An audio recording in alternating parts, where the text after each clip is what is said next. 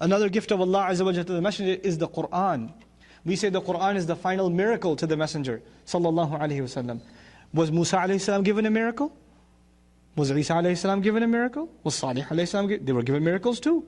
So what's so great and abundant about the Qur'an? All of their miracles were only miracles while they were there. After they died, those things were no longer miracles, they were only stories that can be narrated.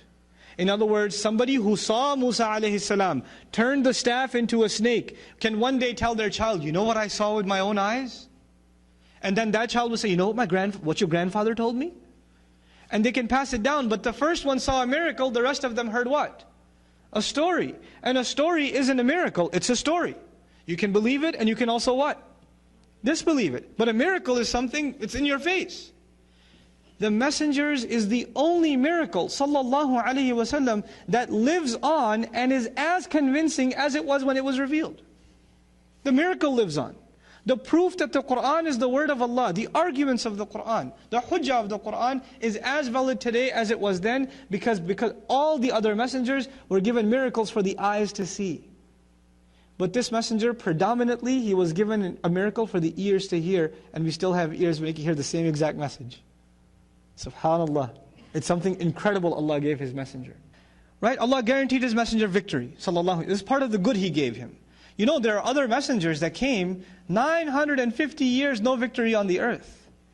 Except the believers had to escape and the world had to be destroyed.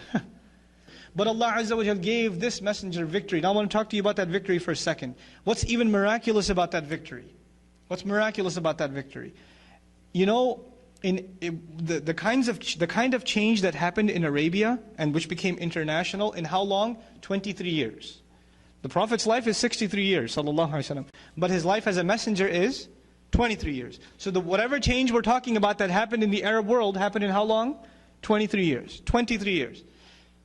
Has there ever been a change in the world that happened over the course of 23, 33, 43, 53, 63 years? I don't care if you talk about 500 years. A change that changed the way people think, what people love, what people hate, how people dress, how they run their government, how they run their economics, how they get married, how they get divorced, how they go to the bathroom, what they eat, what they don't eat, what they say, what they don't say, how they do business, how they take a loan.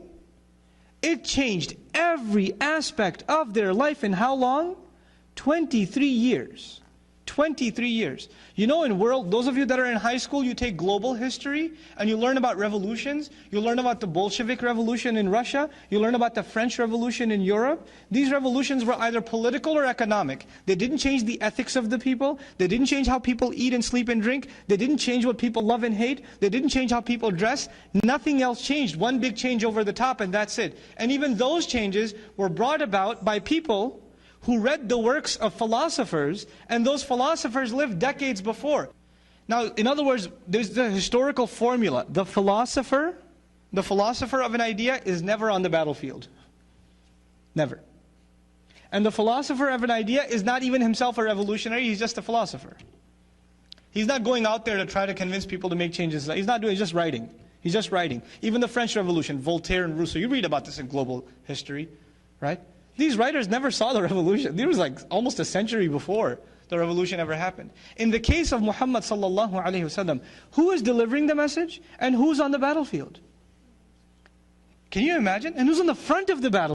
Who's delivering the message and who's being boycotted and being forced to live in a cave? Who's being expelled from his house? He's not just standing behind some podium and telling the people to march forward. He's the first to march forward when there's nobody standing behind him. Sallallahu alaihi wasallam. This has never happened in history, ever. Ask your political science professor, ask your history professor. So Allah gave His messenger victory like no other. Like a book like no other and a victory like no other. Sallallahu alaihi wasallam.